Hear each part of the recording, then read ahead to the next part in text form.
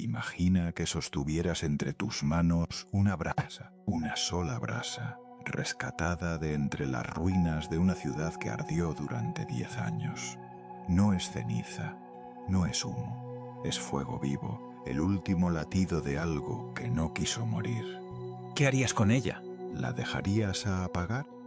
¿O caminarías con ella entre las palmas, atravesando el mar, atravesando tormentas y dioses furiosos, hasta encontrar el lugar donde ese fuego pudiera convertirse en algo eterno? Antes de que el sueño te reclame del todo, y lo hará, te lo aseguro, porque esta historia tiene ese poder. Suscríbete a Dormitus y activa la campanita. Esta noche vas a viajar desde las llamas de Troya hasta los brazos del Mediterráneo, y no querrás perderte ninguno de los viajes que siguen. Aunque seamos honestos, lo más probable es que estés dormido antes del tercer párrafo, y si es así, bienvenido sea. Pero por si acaso, suscríbete ahora, que luego no habrá quien te despierte. Somos Dormitus, el lugar donde cada noche te esperamos con una historia que te ayuda a soltar el día. Esta noche te voy a susurrar al oído la historia más larga, más doliente y más hermosa, que jamás partió de las cenizas de un mundo destruido. Es la historia de Eneas, el hijo de la diosa Afrodita y del mortal Anquises, el hombre que cargó sobre sus hombros a su padre anciano, tomó de la mano a su hijo pequeño y salió caminando entre el fuego de Troya sin mirar atrás. No porque no amara lo que dejaba, sino porque sabía, en algún lugar profundo del pecho, que aún no había llegado al lugar donde debía estar.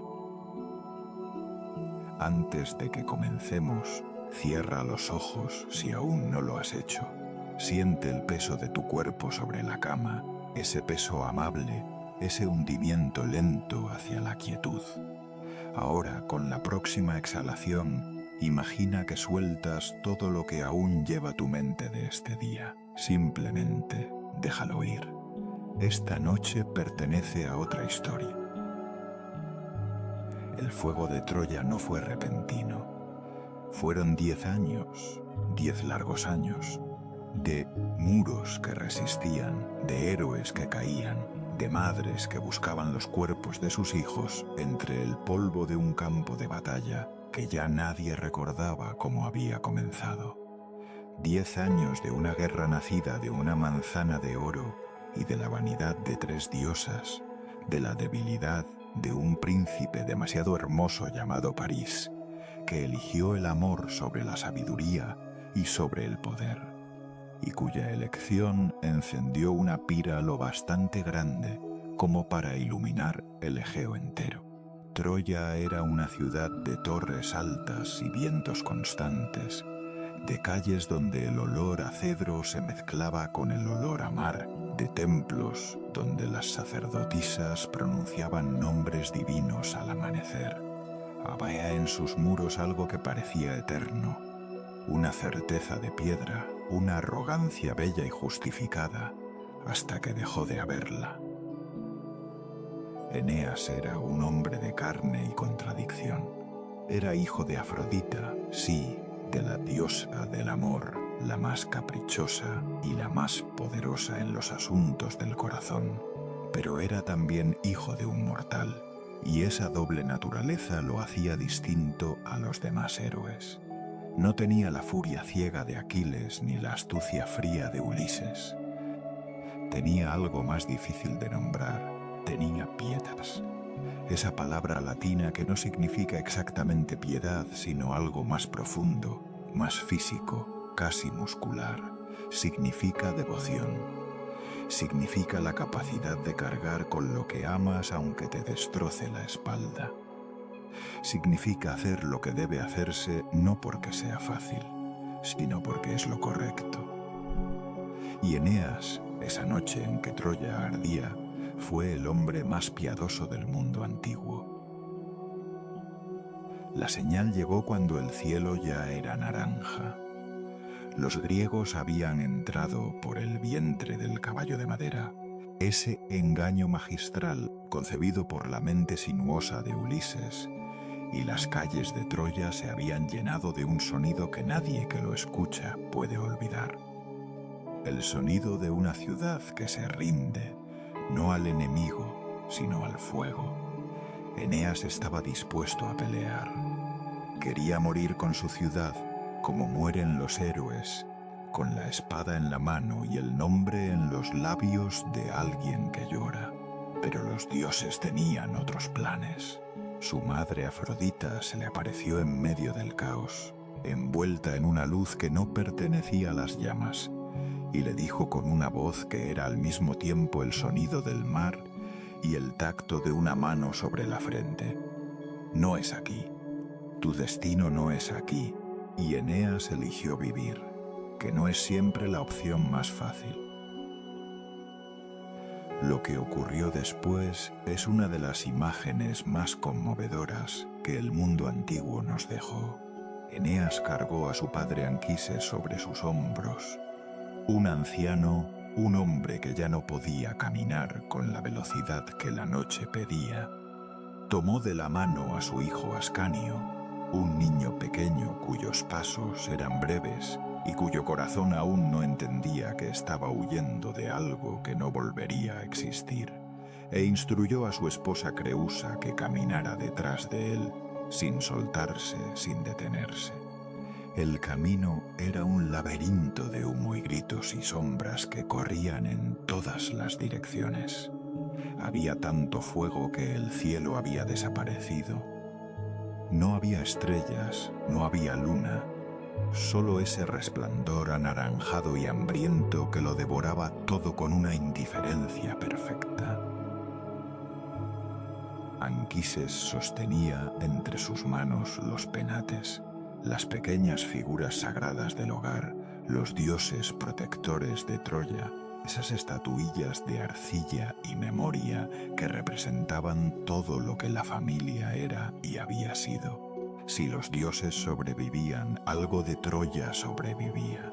Si los dioses se perdían, Troya moría del todo. Eneas lo entendía con una claridad que trascendía las palabras. No estaba huyendo de su ciudad, estaba llevándola consigo. Cada paso que daba hacia el exterior de las murallas era un paso que Troya daba hacia un futuro que aún no tenía nombre. Había en ese gesto el anciano con los dioses en las manos, el niño con los ojos abiertos como lunas, el héroe con el peso del mundo sobre los hombros, algo tan humano que duele mirarlo incluso desde la distancia de miles de años. Llegaron a las puertas, llegaron al aire abierto, y entonces Eneas se giró para buscar a Creusa, y Creusa no estaba. No había nadie detrás de él, solo humo, solo silencio donde debía haber una mano en la suya. Eneas dejó a su padre y a su hijo al cuidado de los supervivientes que ya esperaban en las colinas, y volvió a entrar en Troya, a entrar en el fuego, a entrar en la muerte, buscando a su esposa con el nombre de ella en la boca como una oración desesperada.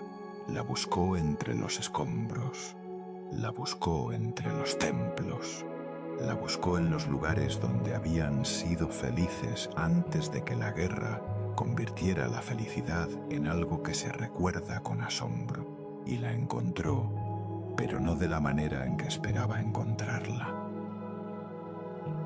El fantasma de Creusa se le apareció en la oscuridad con una serenidad que a Eneas le partió el corazón en dos, y le habló con la dulzura de quien ya ha cruzado al otro lado y ha comprendido cosas que los vivos no pueden comprender todavía. Le dijo que su destino estaba en el occidente, en una tierra lejana que los griegos llamaban Hesperia y que los romanos llamarían Italia, que allí lo esperaba un reino nuevo, una esposa nueva y un futuro más grande que cualquier cosa que hubiera podido imaginar entre las torres de Troya. Le dijo que no llorara, Le dijo que no la buscara, le dijo que cuidara de su hijo, y desapareció. Se disolvió en la noche como el perfume de una flor que ya no está, pero cuyo olor permanece en el aire un momento más, un momento precioso, antes de irse del todo.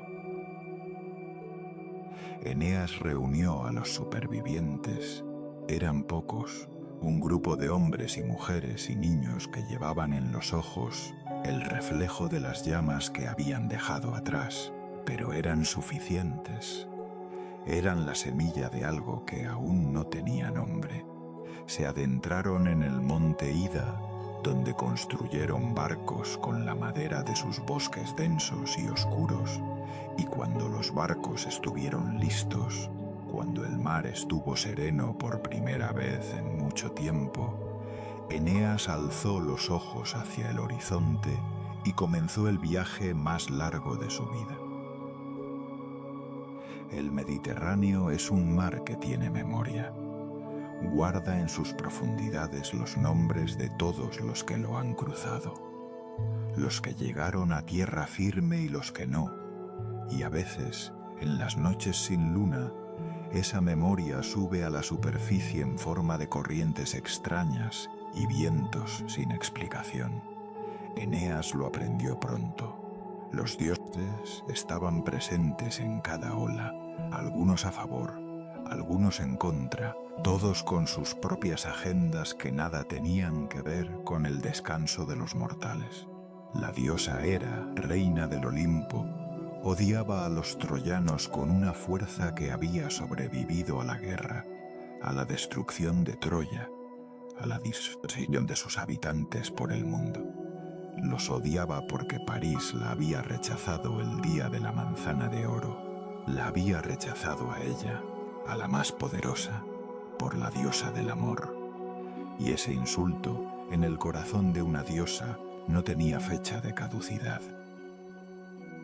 Su primer destino fue Tracia, una tierra de guerreros y vientos fríos, donde Eneas intentó fundar una ciudad nueva.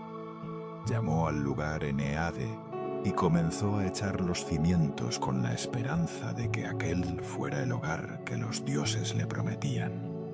Pero la tierra de Tracia guardaba un secreto oscuro. Al arrancar una planta para construir el altar, de las raíces manó sangre, y una voz, ronca, dolida, apenas humana, salió del suelo para revelar que allí estaba enterrado Polidoro, el hijo menor del rey Príamo de Troya, asesinado a traición por el rey Tracio que debía protegerlo. Incluso la tierra estaba contaminada de traición. Eneas comprendió que aquel no era el lugar, celebró los ritos funerarios por Polidoro con toda la solemnidad que merecía un príncipe y volvió al mar. Llegaron a la isla de Delos, sagrada para Apolo, donde el oráculo del dios habló en verso y en enigma, como hablan siempre los oráculos cuando tienen algo importante que decir.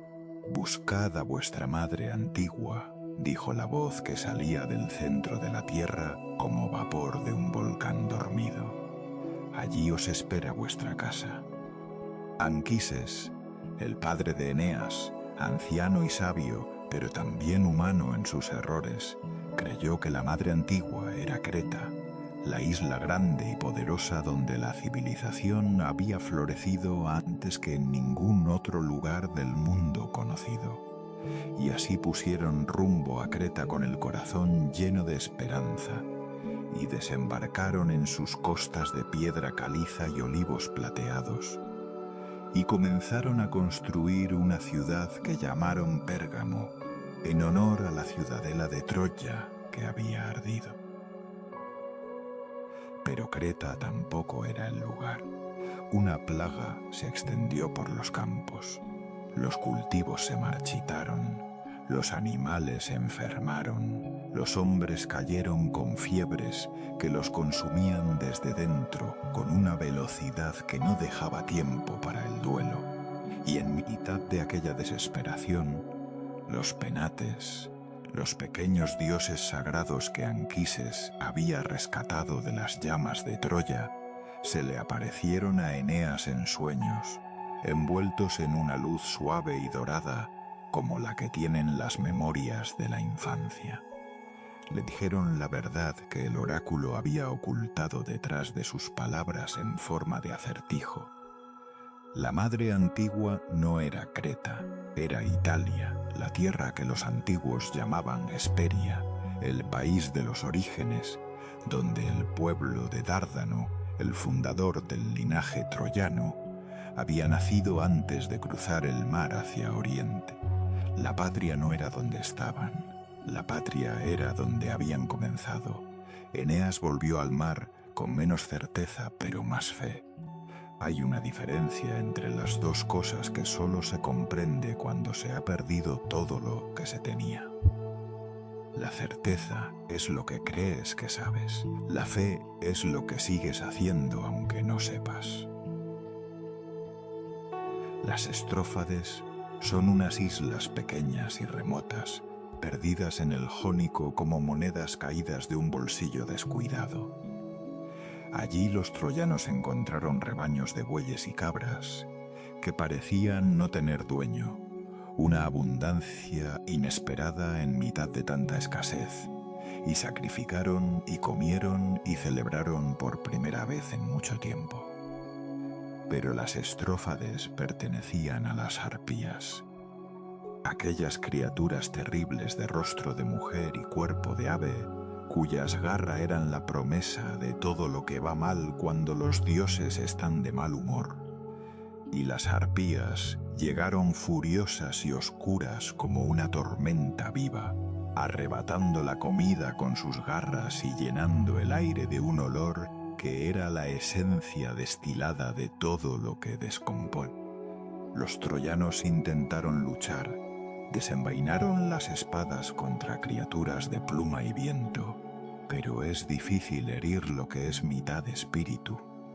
Y antes de irse, la más vieja de las arpías, la llamada Celeno, lanzó una profecía como se lanza una maldición. Llegarían a Itilia, sí, pero antes de fundar su ciudad, el hambre los haría comer las propias mesas. Era una profecía siniestra dicha, con el aliento rancio de algo antiguo y resentido. Eneas la guardó en el lugar del pecho, donde se guardan las cosas que uno no entiende todavía, pero sabe que algún día comprenderá. Pasaron por Épiro, donde ocurrió algo que detuvo el tiempo por un momento. Allí gobernaba Heleno, un príncipe troyano, hijo del rey Príamo, que había sobrevivido a la guerra y había construido una vida nueva en tierra extranjera, casado con Andrómaca, la viuda del gran Héctor. Andrómaca, que había sido esposa del héroe más amado de Troya, ahora vivía en un lugar que había llamado Pérgamo en honor a su ciudad perdida, junto a un río al que había puesto el nombre del Escamandro, el río de Troya, como si pudiera reconstruir con nombres lo que el fuego había destruido con llamas. Cuando Eneas llegó y Andrómaca lo vio como lo que era, un fantasma de todo lo que había existido y ya no existía, y lloró con la quietud de quien ha llorado tanto que las lágrimas ya no vienen con prisa, sino con la serenidad profunda de las aguas muy hondas. Heleno, que tenía el don profecía, un regalo de Apolo, que era también una carga, guió a Eneas con precisión amorosa. Le dijo que evitara el estrecho de Mesina, donde Escila y Caribdis esperaban a los navegantes con la paciencia infinita de los monstruos que no tienen prisa, que buscara la ayuda de la Sibila de Cumas cuando llegara a Italia y que honrara siempre a Juno, incluso a Juno que lo odiaba, porque los dioses también se ablandan cuando los honran con constancia. Le dijo que el camino sería largo, más largo de lo que parecía en el mapa, y que habría momentos en que el destino parecería una crueldad, y no una promesa, pero que siguiera, que siempre siguiera. Rodearon la isla de Sicilia con cuidado de navegantes que ya han aprendido que el mar tiene dientes. Allí, en la costa oriental de la isla, bajo las laderas del Etna, el volcán que los antiguos creían que era la fragua de Hefesto, el dios herrero cuyas llamas subterráneas hacían temblar la tierra con el golpe de su martillo divino, encontraron a Acemenides. Era un griego, uno de los hombres de Ulises, olvidado en la isla de los Cíclopes cuando su capitán había escapado. Llevaba meses sobreviviendo entre las rocas, con el miedo instalado en el cuerpo como un inquilino permanente, huyendo de Polifemo y de sus hermanos, cuya ceguera no les impedía olfatear a los hombres desde lejos. Eneas lo recogió. Acemenides era el enemigo, era griego, era de los que habían destruido Troya, pero Eneas lo recogió porque la piedad no hace distinciones de bando cuando alguien está solo y tiene miedo. Fue en Sicilia donde el viaje recibió su golpe más íntimo. Murió Anquises, el padre, el anciano que había llevado los penates entre las manos desde las llamas de Troya, el hombre sobre cuyos hombros habían descansado los hombros de Uijo en la noche del escape. Murió de vejez y de cansancio y de haber viajado demasiado lejos de donde todo comenzó. Eneas lo enterró con todos los honores que merece un padre en tierra siciliana, bajo un cielo que esa tarde tuvo el color exacto de la melancolía. La muerte de Anquises fue, en la economía emocional del viaje, el peso final que se soltaba. El pasado representado en ese hombre que lo había dado todo y que había visto todo, se quedaba en Sicilia. Lo que venía después era solo futuro.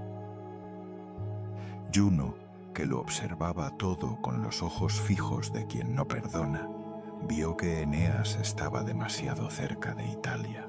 Fue a ver a Eolo, el rey de los vientos, que guardaba las tempestades en cavernas de roca como se guardan los perros peligrosos, y le pidió un favor, una tormenta, la más fuerte, la que dispersara a los troyanos por el Mediterráneo, la que hundiera sus barcos, la que convirtiera su destino en escombros antes de que llegaran a tierra firme.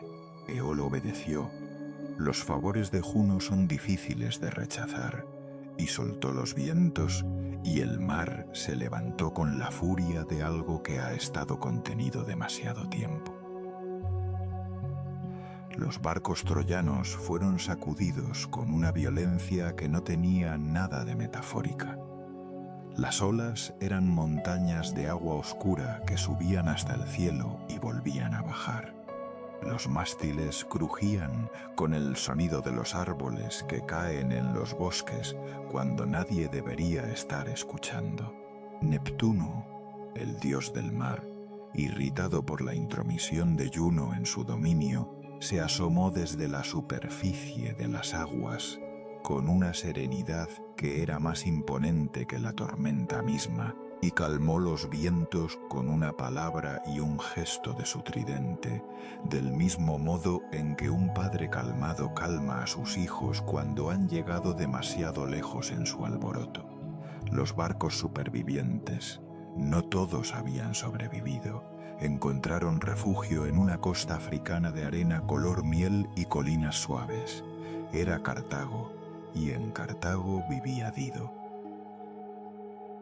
Hay amores que son regalos, y hay amores que son trampas disfrazadas de regalos. El amor de Dido y Eneas fue las dos cosas a la vez, y por eso duele tanto cuando se habla de él incluso hoy, miles de años después de que ninguno de los dos existiera excepto en la memoria de los hombres que no quieren olvidar. Dido era la reina de Cartago, una ciudad que ella misma había fundado después de huir de Fenicia con un grupo de refugiados. después de que su hermano hubiera asesinado a su esposo para quedarse con sus riquezas. Dido sabía lo que era empezar de cero. Dido sabía lo que era construir algo de la nada. Era inteligente y hermosa, y gobernaba con una justicia que sus súbditos admiraban y temían en la medida exacta en que debe admirarse y temerse a alguien que tiene poder y lo usa bien. Había prometido, después de la muerte de su esposo, Siqueo, que no volvería a amar. El dolor, cuando es profundo, a veces toma la forma de una promesa que creemos que nos protege. Pero Venus, la madre de Eneas, siempre conspirando en favor de su hijo, tenía sus propios planes. Envió a Cupido disfrazado de Ascanio, el hijo pequeño de Eneas, y mientras Dido lo sostenía en su regazo con la ternura de una mujer que nunca tuvo hijos, el pequeño dios del amor le inyectó en el pecho una llama que fue, desde el principio, más grande de lo que Dido podía contener. Y Juno, que odiaba a los troyanos, pero también sabía que si Eneas se quedaba en Cartago nunca llegaría a Italia, paradójicamente contribuyó al engaño, pensando que quizás podría desviar el destino de Eneas de Roma hacia Cartago. Las diosas conspiraban y los mortales pagaban el precio de sus apuestas. Eneas y Dido hablaban de noche bajo las estrellas del norte de África, que son distintas a las estrellas del Egeo, más cálidas, más cercanas, y en esas conversaciones algo que no tenía nombre tomó la forma del amor que ambos necesitaban y que ninguno de los dos podía permitirse. Una tarde de caza, una tormenta los atrapó juntos en una cueva, y la cueva fue el mundo entero durante unas horas. Y cuando salieron de ella, Dido ya no era la misma mujer que había entrado. Llamó a aquello matrimonio. Guardó en su corazón la palabra como se guarda una llama en el cuenco de las manos, con cuidado, con miedo, con la esperanza de que no se apague. Pero los dioses no habían enviado a Eneas hasta las costas de Cartago para que se quedara. Júpiter, el más poderoso, el padre de todos, el que dibuja con rayo y voluntad los mapas del destino, envió a Mercurio con un mensaje que no admitía interpretación ni demora. Mercurio descendió desde el Olimpo con la velocidad suave y terrible de la inevitabilidad, y encontró a Eneas construyendo murallas en Cartago, como si el futuro de Roma no lo estuviera esperando al otro lado del Mediterráneo. Y le dijo, con la voz sin emoción de los mensajeros divinos: tu destino no es aquí. Tu hijo necesita el futuro que le prometiste. Los dioses esperan. Italia espera. Eneas obedeció, no con alegría, con la obediencia oscura y dolida de quien entiende que hacer lo correcto a veces significa herir a alguien que no merece ser herido. Ordenó preparar los barcos en secreto, esperando el momento de decírselo a Dido, pero Dido lo vio desde sus torres. Dido siempre lo vio todo, y fue a buscarlo con la rabia y el dolor entrelazados en la voz, de tal manera que era imposible distinguirlos. Le preguntó si podía irse así, si podía abandonarla, si la pietas de la que todos hablaban no se extendía a las mujeres que habían abierto su corazón y su ciudad a un extranjero que llegó sin nada. Eneas le respondió con la única verdad que tenía, que no había elegido amarse, que no había elegido desamarla, que solo estaba siguiendo lo que los dioses ordenaban. Y si hay crueldad en esa respuesta, también hay una honestidad que duele precisamente porque es real.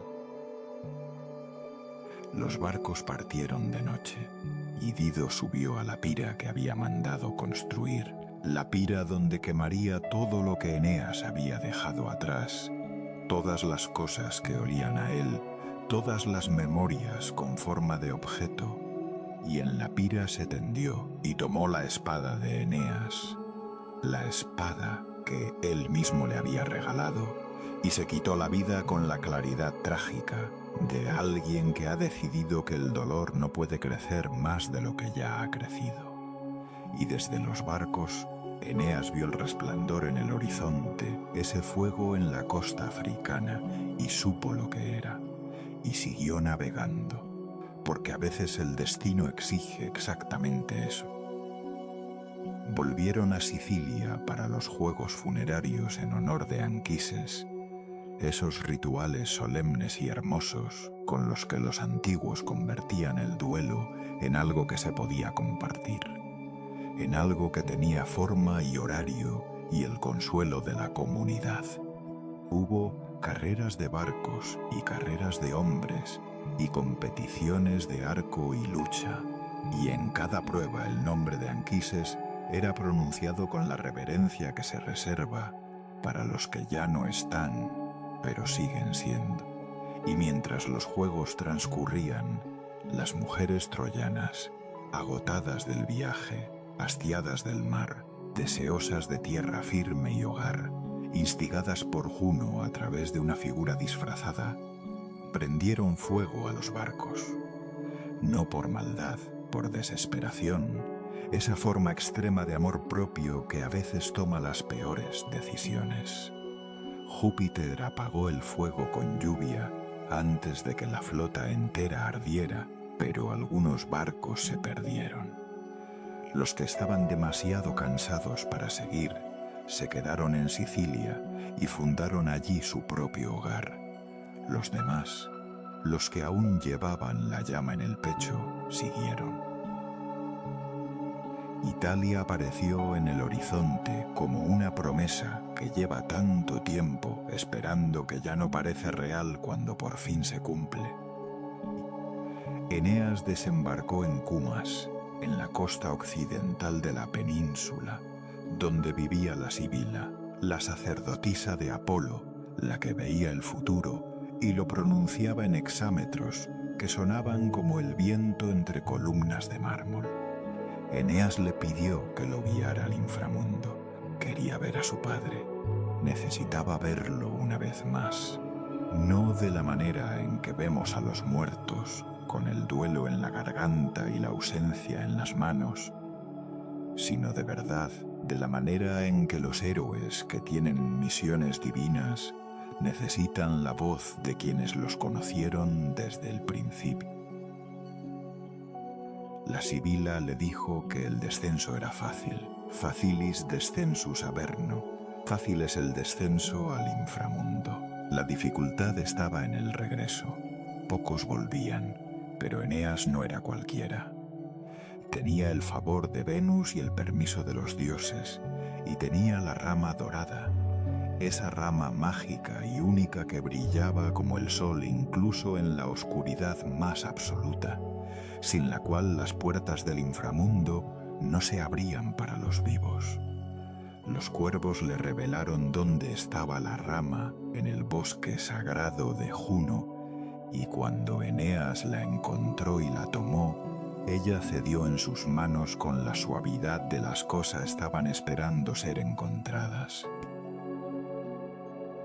El descenso fue una travesía por la geografía del alma humana. Cruzaron el Aqueronte, el río de los muertos, guiados por Caronte, el viejo barquero que olía a eternidad y a remos gastados, que aceptó llevarlos cuando vio la rama dorada brillar en la mano de Eneas. Atravesaron los campos de los tristes, donde las almas que habían muerto de amor vagaban con esa expresión de quien sigue buscando algo que ya no puede encontrar.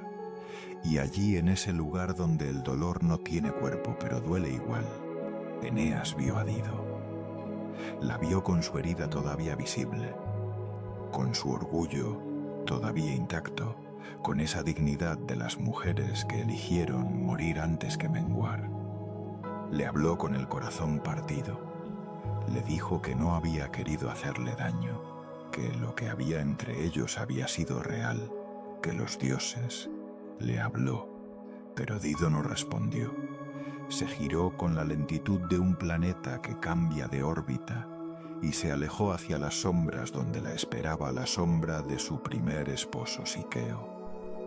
No con rabia, solo con la distancia definitiva de quien ha terminado de perdonar incluso sin haberlo dicho. Eneas llegó a los Campos Elíseos, ese lugar de luz perpetua y paz tan profunda que duele mirarla cuando uno viene del mundo de los ruidos, donde los héroes y los virtuosos pasaban la eternidad en una felicidad serena que nada pedía y nada temía. Y allí encontró a Anquises. Su padre lo vio llegar y extendió los brazos con la alegría desbordada de los padres que han esperado a sus hijos desde la distancia más insalvable, y Eneas quiso abrazarlo.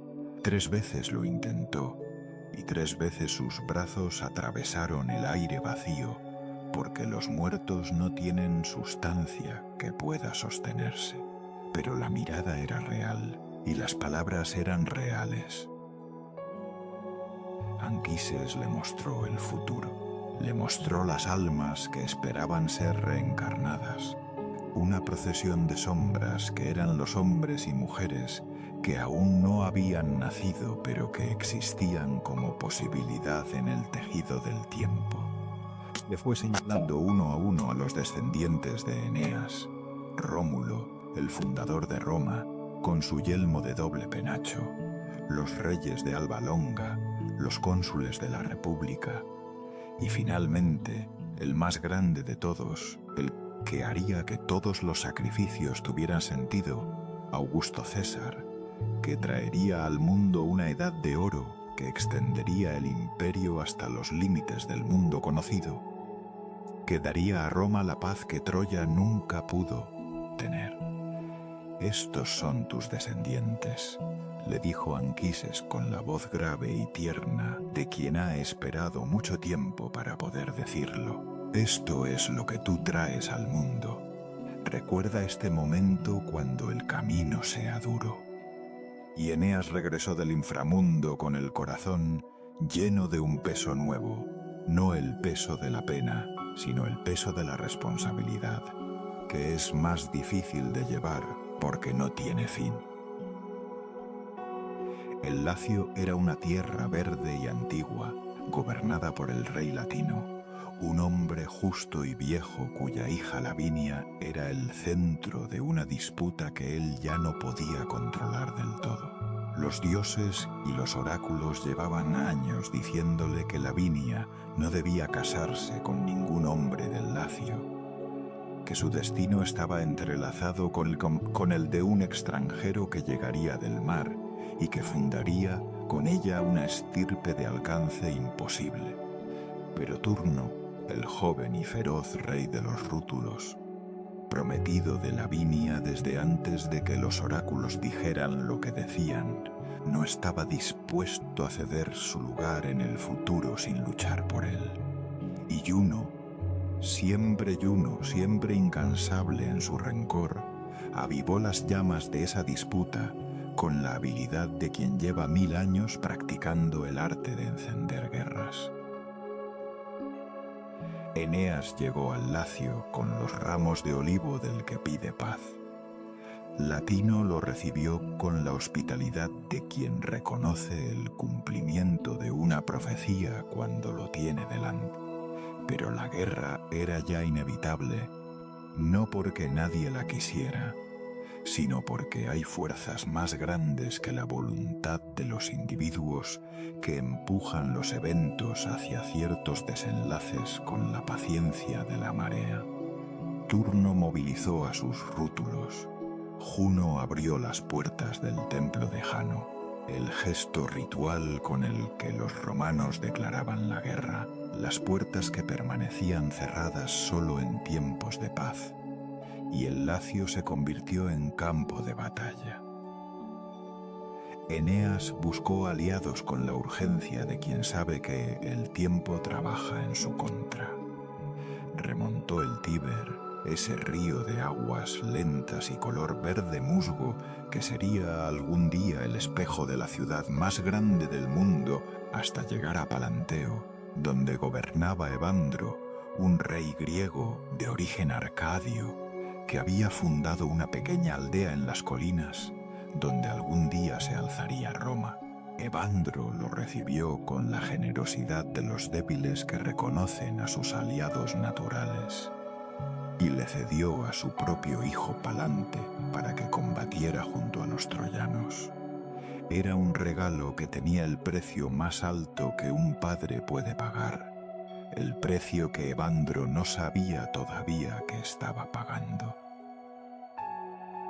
Venus le consiguió a su hijo unas armas forjadas por Vulcano, el dios herrero, el más hábil de todos los artesanos divinos, y en el escudo que Vulcano fabricó para Eneas estaba grabado el futuro de Roma, las batallas, los triunfos, los emperadores, la loba amamantando a Rómulo y Remo, la procesión de Augusto, la historia entera de un pueblo que aún no había nacido, pero que ya tenía forma en el metal luminoso.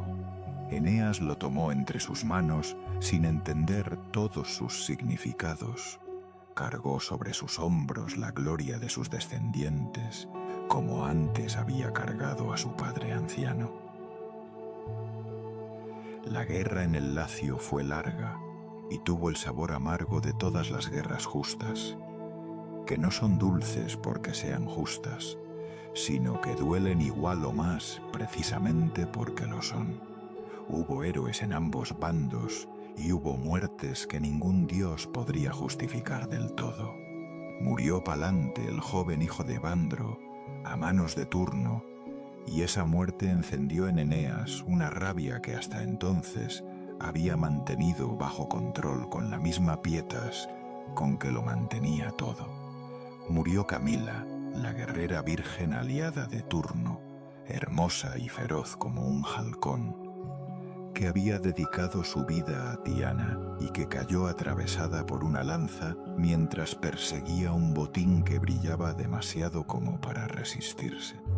Hubo traiciones y alianzas rotas, y ese ruido sordo de los cuerpos que caen que es el mismo en todas las guerras de todos los tiempos. Y llegó el momento final. Eneas y Turno, los dos en campo abierto, los dos con sus dioses mirando, los dos cargando el peso de todo lo que representaban. Combatieron como solo combaten los hombres que saben que el mundo depende de ese momento. Turno cayó herido. Pidió misericordia, o algo que se le parecía. Pidió que se pensara en su padre, en el dolor de un padre que pierde a su hijo. Y Eneas vaciló. La pietas de Eneas, esa misma piedad que lo había definido desde la primera noche en que salió de Troya con su padre sobre los hombros, lo detuvo un instante, un solo instante. Y en ese instante vio en el hombro de Turno el cinturón de Palante, el cinturón del joven que Turno había matado y robado como trofeo. Y la rabia volvió, no la rabia ciega, la rabia justa. La de quien recuerda que la misericordia tiene límites cuando el enemigo no la ha practicado. Eneas hundió su espada, y Turno cayó. La guerra terminó. Juno finalmente cedió, no por derrota, sino por un acuerdo con Júpiter que tenía la elegancia de las soluciones que satisfacen a todos sin que nadie lo admita del todo. Los troyanos fundarían su ciudad, sí, pero la llamarían latina, no troyana. Hablarían latín, no el idioma de Troya. Se mezclarían con los pueblos del Lacio hasta que la distinción entre troyano y latino se volviera imposible de trazar, hasta que ambos fueran simplemente romanos. Troya no resucitaría. Algo nuevo nacería. Algo que contendría a Troya en su interior como una semilla contiene el árbol, invisible desde afuera, esencial desde dentro. Eneas fundó la ciudad de Lavinium y se casó con Lavinia, y el hijo que nació de esa unión llevó en su sangre la mezcla de lo que había sido y lo que sería. Ascanio, el hijo que Eneas había tomado de la mano en la noche del fuego de Troya, el niño cuyos pasos eran breves y cuyos ojos no entendían que estaban huyendo, fundó más tarde la ciudad de Alba Longa.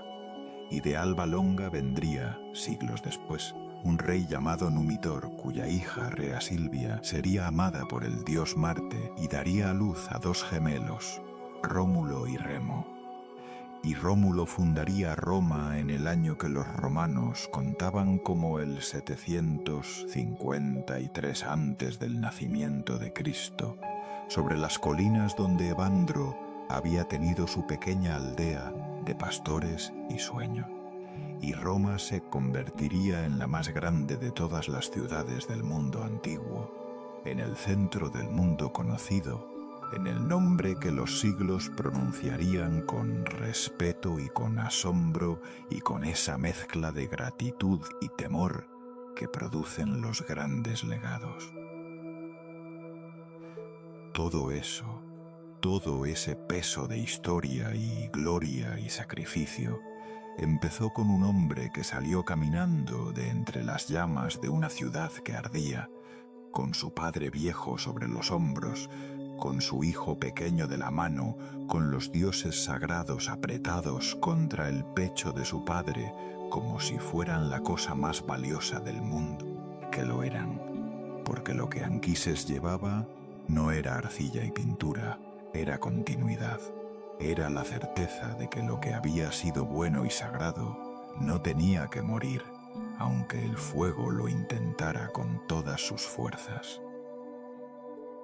Y así la última brasa de Troya no se apagó, se convirtió en hogar, se convirtió en ciudad, se convirtió en un imperio que duró siglos y cuyas huellas todavía pueden verse en el idioma que hablas, en las leyes que te protegen, en la manera en que el mundo occidental organiza su tiempo y su espacio y sus ideas sobre lo que es justo y lo que es bello.